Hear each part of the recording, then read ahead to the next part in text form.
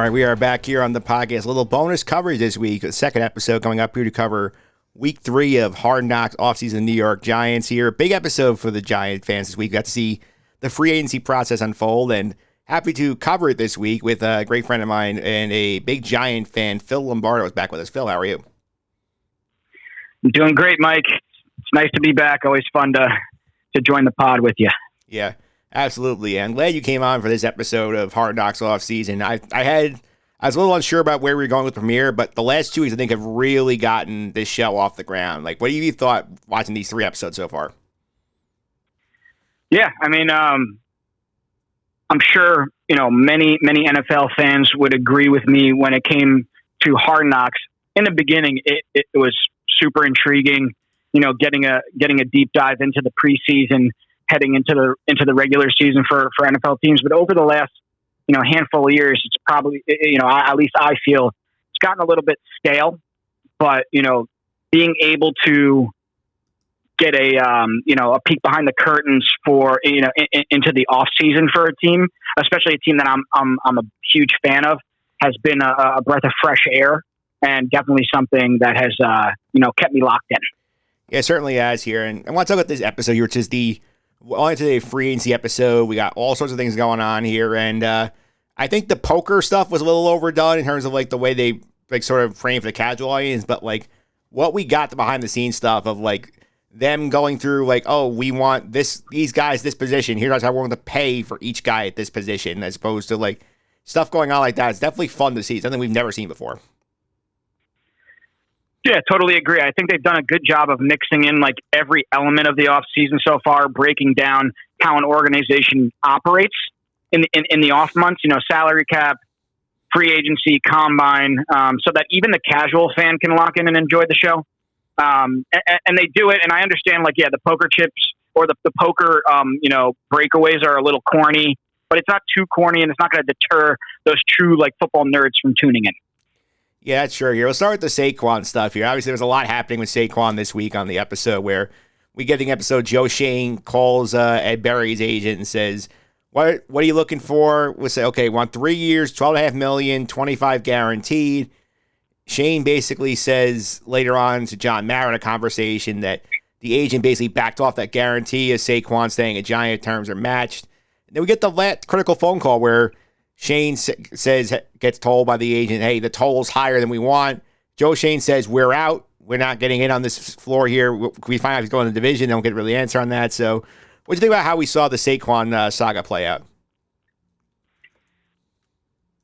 So for me, I've never been like super high on bringing Saquon back, considering I kind of had a feeling that his number would get driven up a bit and be out of the Giants' price point. So for me, finding out that, Joe Shane had a number in his head, once he saw teams were surpassing it, he stuck to his guns and pulled out of negotiations. It just reassured me as a fan and a high level fan that pays very close attention to the team that we don't have a impulsive or trigger happy guy running the team. I know a lot of other GMs might have felt the pressure of, John Mara lurking over their shoulder and maybe showed a little desperation when Ed Berry, was playing hardball and communicating that Saquon might not even come back, even if the Giants match top offer. So, yeah, like I said, it made me feel a little bit better about the situation. I know a lot of people were clowning how they handled things, but the Giants made a few offers, in the last year leading up to that. So it's not like they weren't talking constantly. So I felt good about it personally.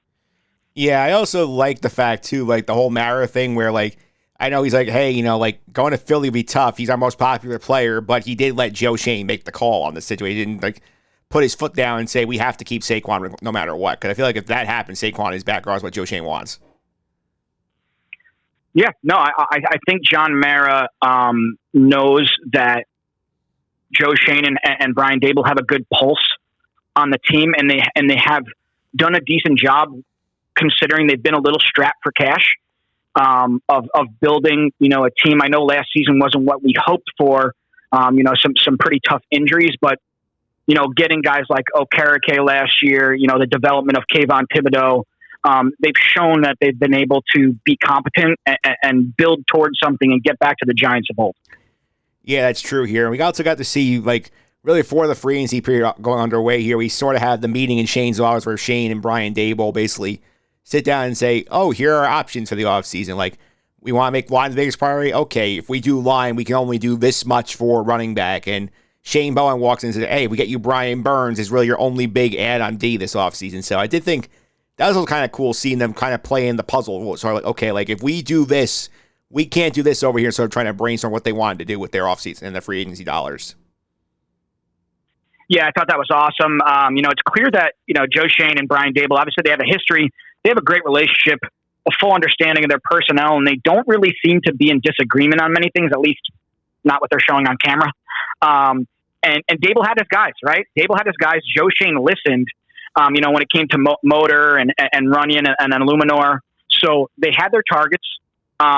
They were able to secure most of their targets and do it without necessarily overpaying by too much. Obviously you're going to have a little bit of overpaying. We'll, maybe talk about bidding wars a little bit, but I thought, getting that little sneak peek was pretty cool just to understand, sometimes it just takes a few minutes to just come to an agreement. It's not always going to be this like long drawn out process that they're going back and forth on things. And I imagine in the past with Gettleman and some of the other GMs, Jerry Reese, there might have been a little more disagreement or just uncertainty. Yeah. And obviously we talk about the bidding wars a little bit, and we got insight into one specifically with John Runyon Jr., the guard. And we hear, I think for the first time really in this show, is that apparently like the Jets ran on John Runyon Jr. They offered him 2 years, $17 million, $9 million guaranteed.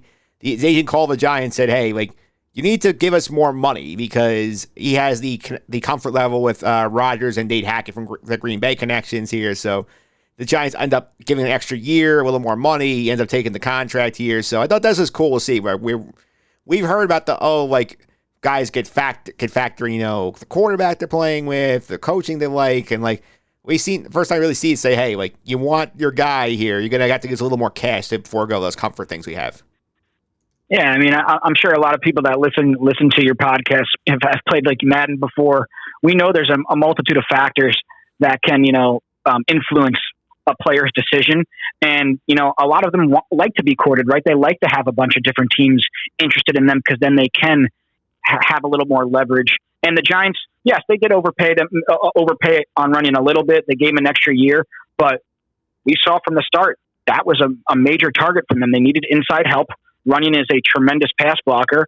So, when you figure a guy is going to be a key piece, because they listed him after they secured him, they listed him, JMS, John Michael Schmitz, and Andrew Thomas as their cogs in their line for years to come. So that was, definitely really cool. And even better to see that they were successful in getting him to come in. Yeah. Another fun thing to watch this episode was like, sort of the sticker shock look like reaction when they hear how much that Xavier McKinney gets in free agency. And like, we have Joe Shane sort of trying to process numbers in real time. Like, wow, like he's like getting paid like a top 3 safety in the league based on like what his contract is. And like, you sort of have the sense of like, they want McKinney back. And like, it's cool to see like, even like we see these big numbers that are blown away. Even the NFL guys are blown away some of the numbers these guys are getting on the open market.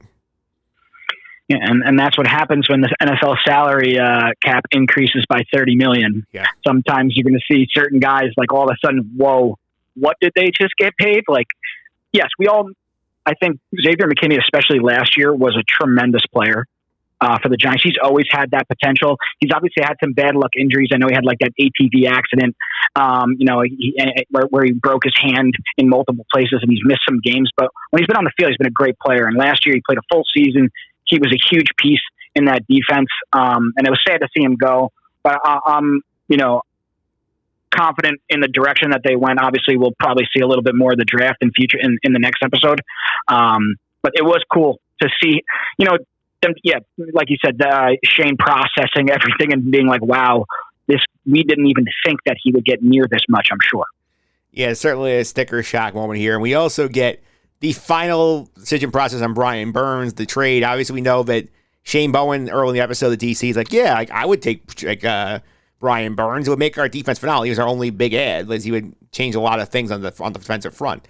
And then we get that last phone call with Dan Morgan, the Panthers GM, where he's basically trying to squeeze an extra 7th out of Shane. And Joe's like, come on, man, I got to get players too. We're going to hold up over a 7th-round pick, and Morgan eventually relents. So this was another fun thing, which I don't know if you listen to the official Hard Knocks podcast Peter Schrager does, and Shane basically says, like, yeah, this is kind of what happens, like, with these kind of deals. Everybody's trying to get that one last thing because they're trying to do, eventually common sense prevails. Oh, it's the art of negotiation, man. I work in sales, and that's exactly what you're always trying to do, is just get a little bit more right at the end when people can, like, sniff the finish line, right? And Joe Shane and Dan Morgan are obviously very good friends, as you find out in the show. They go on vacations and stuff together. They came up together, through work, so they have a history. And that's part of the job, right? And that's part of kind of sticking to your guns. And I think Joe Shane did a great job when it came to the value that he got. It's not every day that a 26-year-old, high character, high IQ, elite edge rusher comes available. Joe Shane looks at the history of the Giants' success, understanding that when the G-men have been at their best, it all starts with a reliable, dynamic offensive line. They go out and get Illuminor, and they go get Runyon, and then like a deep, relentless pass rush. And you could just feel their process through the show, and kind of see that triumph when they were able to finally get that piece at the end of the episode with Brian Burns coming in. Yeah, it certainly was a very, very big piece here. And one thing I do wish they made the show, and Peter Schrager mentioned on the Hard Knocks podcast, and he's doing an interview with Joe Shane, that one thing that did not make the cut was that, like, obviously Burns gets a new contract here when he gets signed to the Giants here. Like, apparently, like, before that phone call, Dan Morgan, one of the assistant GMs, is up till like 3 a.m. negotiating with Burns, his agent, trying to get the deal done. So, like, obviously not going to talk numbers. It would have been cool to see, like, the time, like, the pitch dark facility at like 3 a.m. with the guy say, okay, here's the contract, we got it done. Yeah, and in that episode too, I don't know if you remember, but they talk about, it's like Joe Shane's like, oh yeah, I've been my heart rate has been like at its peak for like 20 out of 20 for the last 24 hours. Yeah. That's not healthy. These guys are put through the ringer during the offseason, especially when you're in these high positions in a front office, and I can't even imagine the stress and just the late nights and the greasy food and just the headaches that go into, every single day during the off season. It's got to be just exhausting. It certainly does here. And obviously the other thing we touched on the episode is the backup quarterback situation here, where we heard from the planning meeting that Ryan Day was like, okay, well, I'm fine keeping our quarterback room together. We want Tyrod Taylor to be our top priority. Some other guys they listed here. Obviously, Taylor ends up getting more money from the Jets, so he ends up leaving. Then they have a bunch of options. They land on Drew Lock. So the process behind landing Lock also was interesting, seeing like how that decision was made once they realized Taylor was not coming back. Yeah, I would have loved to hear a little bit more on that because, I'm a season ticket holder. So I was at that game last year, Monday night. Geno Smith goes down, Drew Lock comes in, and, he ends up kind of just picking the Giants defense apart a little bit, in the second half of that game. So I think that probably factors in. I remember 2 seasons ago, Paris Campbell having a big game against the Giants when the Giants locked in that playoff spot at the end of the season. And I remember thinking like, oh, they got Paris Campbell. They must have, remembered that he torched them for a couple of big deep balls that game. So when a guy plays well against you, you kind of just regard him a little bit higher, I would imagine. And it probably made their decision a little bit easier. Plus, Locke's been around. He's been around the block. He's won some games. He had that big game against Philly last year. They only paid $4 million for him, I think. So it was very interesting, but I kind of wish we would have got a little bit more on that because, yeah, Daniel Jones, there's a lot of question marks around him. He's coming off injury. Obviously, he's been coming along pretty nicely from what I've seen and what I've been reading as well.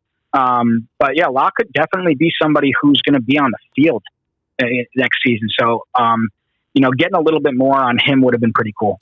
Yeah, as far as I could tell, it looked like the show basically spun it. Obviously, it's only a 37-minute episode, which I would have liked a few more minutes, but given what we had, I think the way they phrased it, like, okay, we only have this much money left. We can allot this much to back a quarterback, throw it to a bunch of guys that we're comfortable with and see who takes it. Apparently, Drew Lock took it first.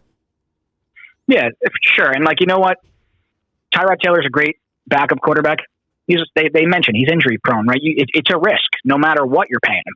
Yeah. So I think they would they knew if he was going to be even a sliver above their number, they weren't going to, push for it.